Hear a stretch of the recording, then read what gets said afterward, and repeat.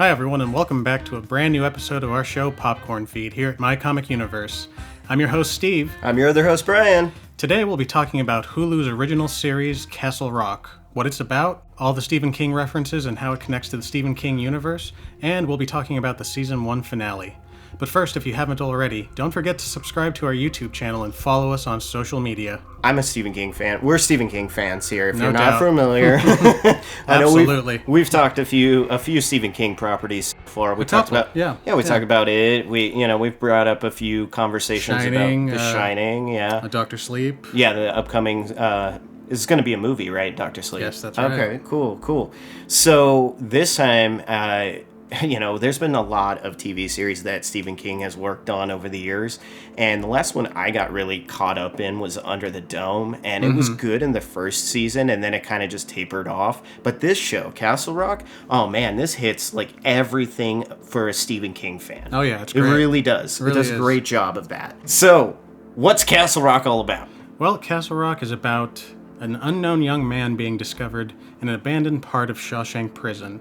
And upon his discovery, our main character, Henry Deaver, a defense attorney who specializes in getting people off of death row, is called upon to provide counsel to the anonymous victim.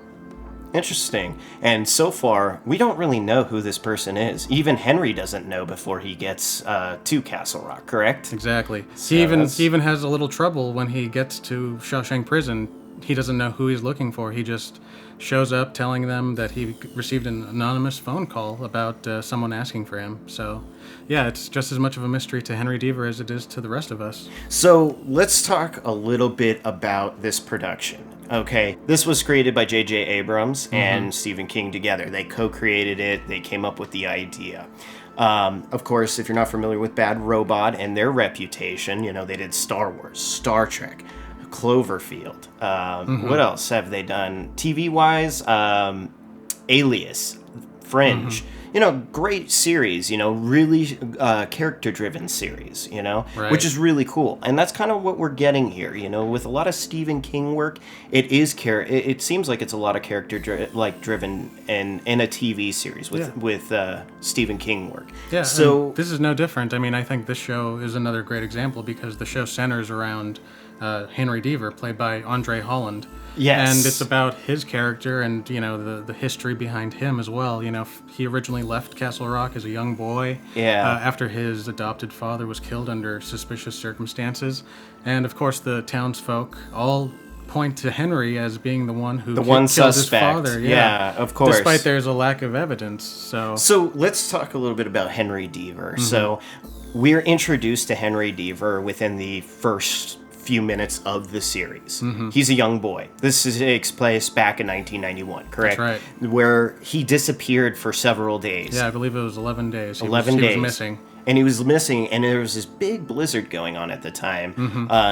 What was it, like 20 below or something? They were 40 below. 40 even, below, yeah, something like that. It's like you would freeze in a few hours, but Easily, he survived several days, 11 days, you said, right? Yes, and then when he's discovered by Alan Pangborn, the young Alan Pangborn, he even says to him, like, there's no sign of frostbite on you. Like, were you inside somewhere? Like, where have you been Where have all you this been? time? Yeah, and Henry has no response. He has he's no just answer. Silent. He doesn't want to say a thing, which, that opens up a whole mystery of, like, who is this kid? Who is Henry Deaver? And where was this kid during this, like, horrible blizzard? And then, of course, what is the last thing Alan asks him is, like, do you know where your father is?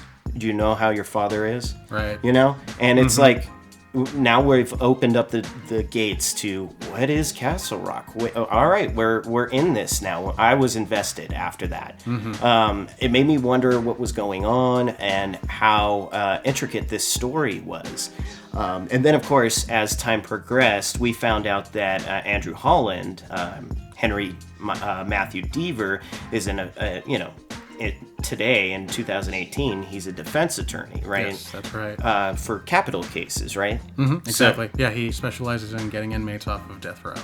Which is very interesting because you kind of see, as a young child in that first moment when we meet his character, he's very absent, but now all of a sudden he seems very together. Very, very collected, very, successful professional. And it's interesting that he would choose capital cases, especially being that he's, the number one suspect in his own father's death. Then we meet a very interesting character in Dale Lacey. That's right. Played by Terry O'Quinn. Terry O'Quinn, or John Locke from John Lost. Locke from Lost, yes, exactly. It was very interesting to bring him in. I haven't seen him in something in a while. It's been a while, yeah. Yeah, it was good. It was good to see him acting again.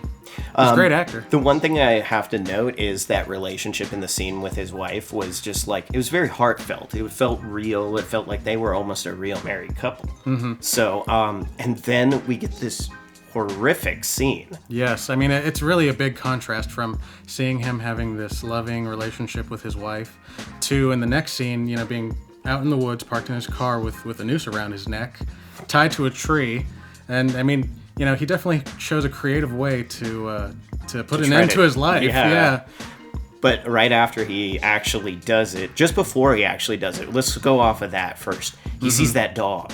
Right. And for a moment, he pauses, like he didn't want to do it. Mm-hmm. But I think that was the moment when he realized what he had been doing. So in the next scene, we see his car go full force over the ledge into the water. And then I love that iconic zoom-in fisheye shot of the little sticker. The Shawshank prison sticker. Yeah.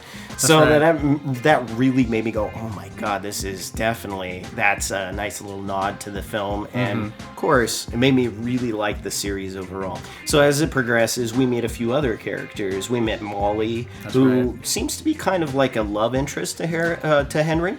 Yes, that's right. She used to be his next door neighbor. They were childhood friends, and she grows up to be the local real estate agent, but she's also a bit of a drug addict. She has a bit of a drug problem, and in her own words, she does it to deal with the fact that she has an ability. She's able to read other people's minds and to feel their emotions as they're feeling them as well, and that's how she copes with this strange power that she has. I remember you and I talked about how it's almost similar to The Shining. Yeah, I honestly think that it might be that she has some sort of a shining ability, being able to read other people's thoughts that. It's very possible. I'm trying to remember the name of the caretaker from The Shining. Catman Scrothers played him, and that was the actor who played him, but the one who knew about The Shining, but who you knew and told about Danny Torrance about it, right? And Danny's, in The Shining, he's not really well developed with his ability, but that guy, but the caretaker is, and I feel like it's the same thing going on with Molly's character. Right. So I really like that. But really, what happens now is we gotta talk about Bill Skarsgård's character, the kid. That's right. Okay. Yes. He's the unknown prisoner that they find in Shawshank. Exactly, and of course, they, as we soon to find out towards the end of episode 1. He was being held prisoner by Warden Dale Lacey. Right. Which was very interesting, the way that they intricately set that up. Mm-hmm. So I found that to be very well connected between those two characters. And it kind of made me realize, okay, so maybe that's why he killed himself in the beginning. It's very possible. Very likely. Very likely. Yeah, that must have taken a toll on him to keep another person prisoner for so long. Dude, Bill Skarsgård has been on fire this year, you know? Yeah. Or even with last year, with his representation of Pennywise in the It movie. Mm-hmm. And then, of course, he was in Deadpool 2 this year. Zeitgeist. Yes, that was a nice little fun role for him. And now this role, this is just great. I think he's perfect. He's very creepy. He's very scary. Yeah, you know? He definitely has this malevolent presence. He definitely or has demonic presence, right? There's this supernatural aura around him, and everywhere he goes, disaster is not far behind. Right. There's always something happening around him. If it isn't, people within the town, it's happening even to Henry Deaver's family. And that's when we're also introduced to yet another character in Ruth, his mother. That's right. Who's kind of battling Alzheimer's right now. She has dementia. Yeah, she has dementia, that's right. So she's not very aware of what's really going on, and she's still kind of dipping in and out of what reality is. Mm-hmm. But I think she actually knows what's going on in Castle Rock. There's a lot of hints with her character where she's where she constantly is she makes it seem like she's not there, but she's always no, I heard you, or I'm aware of that, or so she knows that there's something going on in Castle Rock, but whether or not because of her dementia, we don't know if she's really connected to this big mystery in Castle Rock. It's very possible. It's very possible. But played very well by Sissy Spacek, by the way. Oh, yeah. She does a great job. And then, of course... Scott Glenn's character. Pangborn. Thank you. Yeah. He was really good. Of course, he was Stick in Daredevil from Netflix, right? Which was cool. He did a good job in that role. But in this role, he's kind of like Alan's kind of like the lover, his mother's lover in a way. Yeah, he's Henry's mother's love interest, and he is the retired sheriff of Castle Rock. Right. So he himself, I'm sure, has seen a lot of stuff on the job that's taken a toll on him as well. Oh, he's seen a lot, especially what he saw 27 years ago. But we'll get into that a little bit further down our conversation.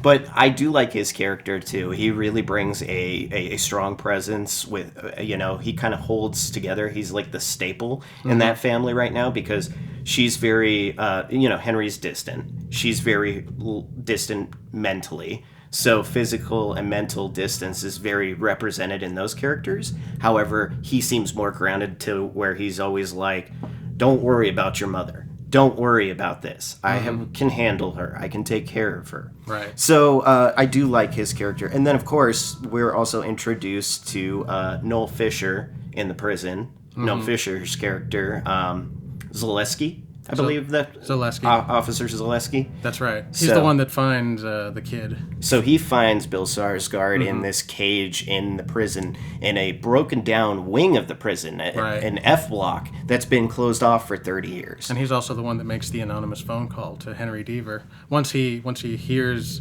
the kid say that his name is Henry Matthew Deaver. Right. Yeah, and then people start to realize that's not Henry Deaver, and they say, well, maybe he's asking for his lawyer, and that kind of leads to all of this getting back to Henry himself. Well, he's still living in Texas. Exactly, and he's it sounds like at that point in his life, he's I guess separated from his wife, but he still has his son Wendell, and he's still trying to reconcile and have a relationship there. But because of his career, he has a distance factor there as well. Right. So I think another character we should mention before we move on is Diane or Jackie Torrance. Oh yes, another great character. We can't forget about Jackie. Played by Jane Levy. Yeah. So she's also an aspiring writer, and she's an employee of Molly Strand's at the real estate agency that they work for. Isn't she a taxi driver too? I think so, yeah. Yeah, on the side. On the side, yeah. That's her side hustle. And, she's also the niece of Jack Torrance from Stephen King's The Shining. The Shining, yeah. I love that connection. I mean, it was the more more outlandish reference to Stephen King work because it's stuck out like a sore thumb to me. Yeah, one of the more obvious references. But, I mean, they have to throw in a few obvious throws to Stephen King's work to kind of pull you in. Speaking of throwing into Stephen King's work, that's what we want to talk about now. The Stephen King connection? Yes. To the rest of his universe? All of his universe. So I want to kick it off with what Henry Deaver finds at his mom's house. He starts flipping through all this old information about the town, and he finds that article about rabid dogs. I just wanted to bring this one up because it was burning in the back of my mind. So... And, of course, that's a nice little throw to Cujo. Right. And I like that movie a lot. It was kind of like a grungy, grimy kind of like 70s movie with having a animal as the terror element in the film. Yeah, and there's a lot of different works from Stephen King that have included Castle Rock, Maine. Exactly. And been repeatedly used throughout his career, including Cujo, The Dark Half, It. We have...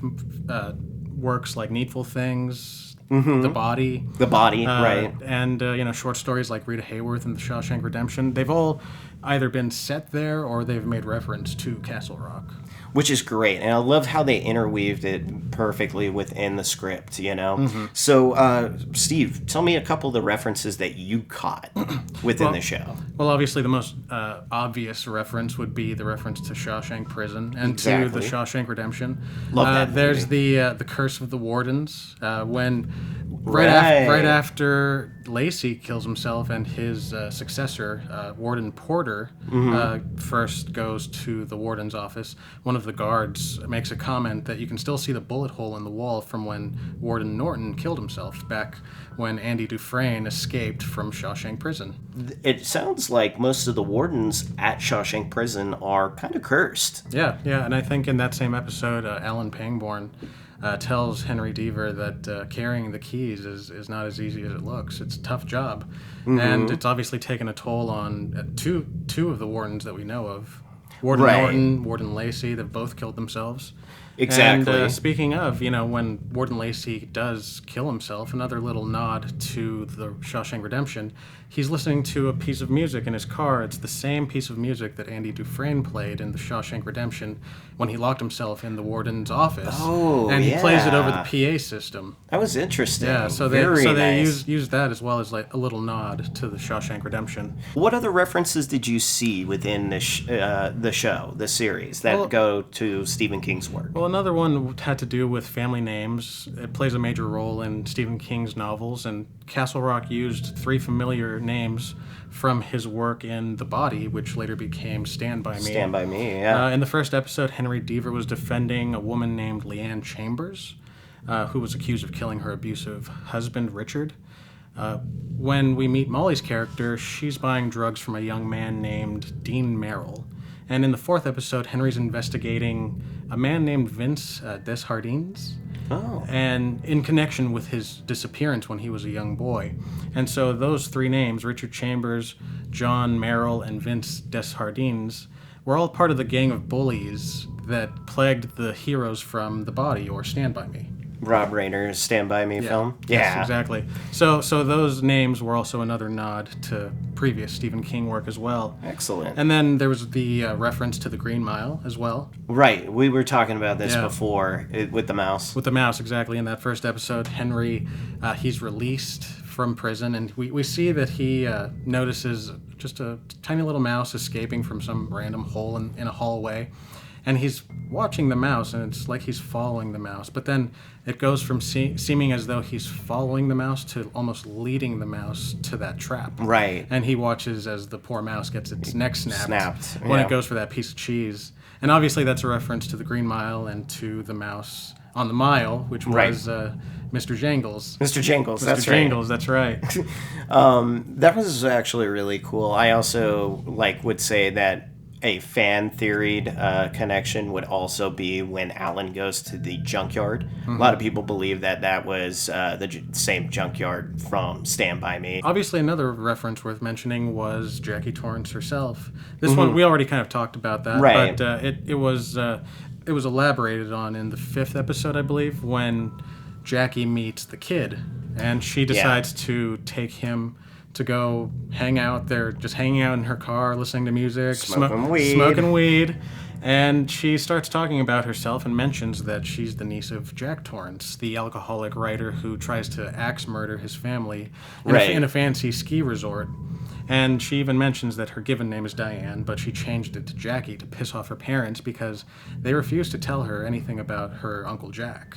Exactly. Mm-hmm. And actually, that was actually when Stephen King wrote The Shining, was right around the time when he was also dealing with his alcoholism. So he was also kind of fighting his inner demons. So when he went out to the Stanley Hotel, where he wrote The Shining, he actually was going through a lot of withdrawals. So I could honestly say that that's why Jack Torrance is such a well-known and strong character for that type of story, because it was mostly based off of Stephen King's personal experiences and his fight with alcoholism. Well, those were just a few of the references that we noticed, but obviously there are many, many more that we could discuss. Right. What about you guys? Did you guys catch any Stephen King references? Let us know which your favorites were in the comments below. Please do. We really want to know what you saw that maybe we missed out on, or maybe we didn't discuss here, but definitely comment below and let us know. Now we're moving on to the spoiler-filled part of our show. Spoilers! So if you haven't watched the season 1 finale, stop watching now because we're about to get into it. Okay, first of all, this show leading up to this season finale was great. I loved it. I loved it. It was very well thought out. Just the way that everything winds up in the end. So one of the main things that I was really interested and it really drew me in was finally we see this final big connection where Henry is actually believing in everything that's going on and actually believes the kid, but he's a little hesitant. To a point. Yeah. To a point. He's still hesitant to want to go anywhere. And he first learns about all this through Molly. Molly talks to Henry about what he learned from the kid about the multiple dimensions and their intersecting lives and the intersecting realities that they both share. And Henry does have a hard time believing this, definitely. Shortly after, both Henry and the kid end up getting arrested, and they both end up in prison as well for the series of murders that have been going on throughout Castle Rock over the last several weeks. And it's at that point when, the kid tries to explain to Henry that the bad things that have been happening to him are because he's an anomaly. He doesn't belong in that reality. Yeah, exactly. It's the time traveler's motto. You can't mess with the timeline, and he's literally just that eyesore, that beacon that's throwing everything off. In reality, that's why this evil presence follows him, right? Exactly. Wow. And that's why the kid wants to convince Henry that they need to go to Castle Lake, to the woods, while the sound, they call it the schisma. The schisma, yeah. Is still happening because, that's supposed to represent their two worlds intersecting and colliding. And he thinks that if they make it to the woods, it's his only chance back home, basically. Wow. Everything that has happened to Henry Matthew Deaver's character since the beginning. He's been a victim in all of this. Yes. When you think about it, and then when he goes to become a lawyer, we see the opposite end of him. He tries to not be a victim, but throughout it, he still is because of what his original father did to him. Right. And speaking of that, I mean, what he did to his father. Exactly, because once the kid and Henry go back to the lake, Henry starts to remember what happened in 1991. He remembers that he did in fact push preacher Deaver over the cliff once he realized that his father wanted to kill his mother. So that was a big realization for Henry's character as well. That's tough. And then that kind of, I guess you could kind of say it touches on an Oedipal complex in the sense that, the son is killing the father to protect the mother. Right. Shortly after, we flash forward to a year later. This is a big time jump. It's a big time jump, yeah. It's Christmas 2019. And we see Henry in a very, different set of circumstances. He's a lawyer now in Castle Rock. He's got to practice there and everything. Yeah, exactly. He's living in his childhood home.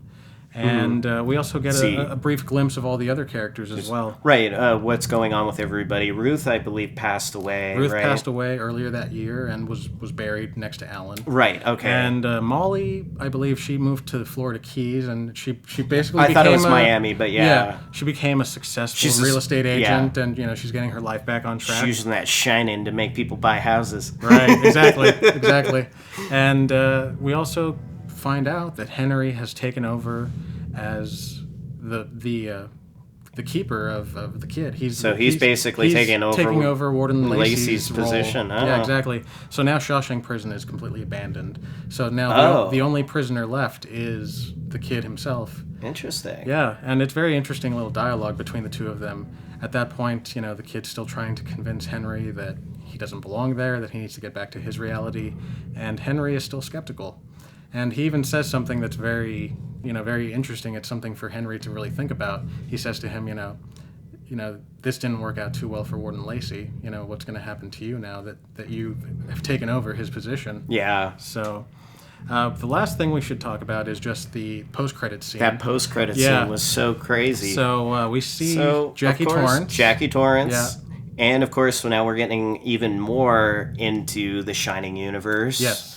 Dr. Sleep, all sorts of cool things that are going to be coming out in the future. Exactly. So it's a very short scene, but we see Jackie typing away, writing about her experience, having taken the life of the historian that moved into Lacey's old house and turned it into the bed and breakfast. Right. And then she basically tells a friend of hers that she's planning a trip out west to research her family's axe murdering history by going to the Overlook Hotel. Interesting. Yeah, and that's where it leaves off. So, a lot of interesting stuff. A lot of twists, a lot of turns for this season. Yeah. It was fun. I liked it. I love the connections to Stephen King's work. I love the interdimensional travel play. I mean, honestly, I loved Castle Rock overall, and I'm excited for season 2. So let us know in the comments below what you thought of Castle Rock, or if you haven't watched it yet, please do check it out. It's a really cool show. You guys are sure to love it. All right. So last but not least for our episode today, we got to talk about our digital and Blu-ray recommendation, which is, of course, the #1 movie of the year, Avengers: Infinity War. It was a great movie, man. It was fantastic. Oh, man. It was everything we wanted it to be. Leading up to everything, I mean, we got every character, minus, of course, one of my favorites, Ant-Man. But, Doctor Strange. you know, Ant-Man and the Wasp, we finally got that explanation why he wasn't there. I am Spider-Man. But overall, what did you think of the film, Steve? I thought it was great. I mean, like you said, we've had 10 years, 18 films, all leading up to this movie. And, I think the payoff was really worth it. It really was. Marvel was playing the long game, and they really took their time establishing this universe, and it was executed very well. Yeah. Considering we had 70+ characters from 18 different movies all thrown into one 2.5-hour film, you would think it would feel like it's just trying to do too much in a short amount of time, but it didn't even feel that way.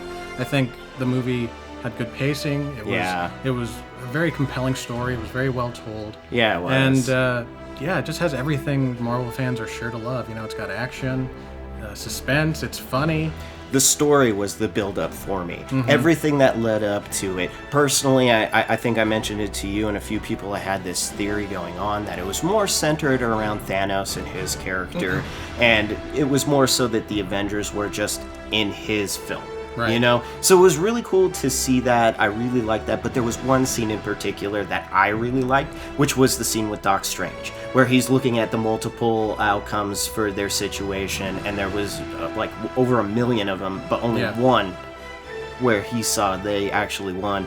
And I just like Doctor Strange. He is one of my favorite characters. I like his attitude about how to combat against Thanos and his children, the Black Society that he brought with him, right. Ebony Maw and all of them, Proxima Midnight, Cullen, all of them down the line were really cool characters to bring in. However, it was primarily centered on Thanos. So what was one scene you really liked, Steve, from the movie?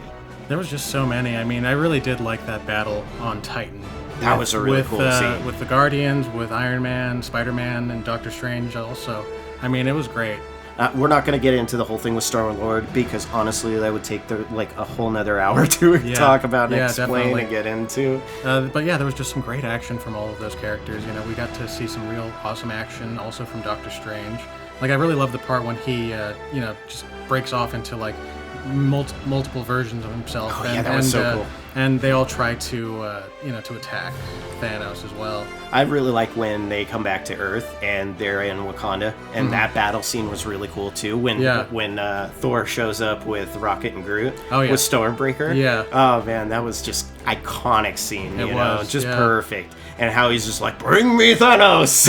Right. That was so, epic. I have to say, bring yourself a copy of Avengers Infinity War. You're going to love it. If you haven't bought it yet, go out and get it or digitally download it today. That is our episode here at Popcorn Feed. That'll do it for us That's today, gonna guys. do it. We covered a lot. We talked about Castle Rock. Everything on Castle Rock, Season 1. What it's about, who the main characters are, how it connects to the Stephen King universe, and we gave a synopsis of Season 1's finale. And our excitement for Season 2. Oh, yeah. Can't forget about that.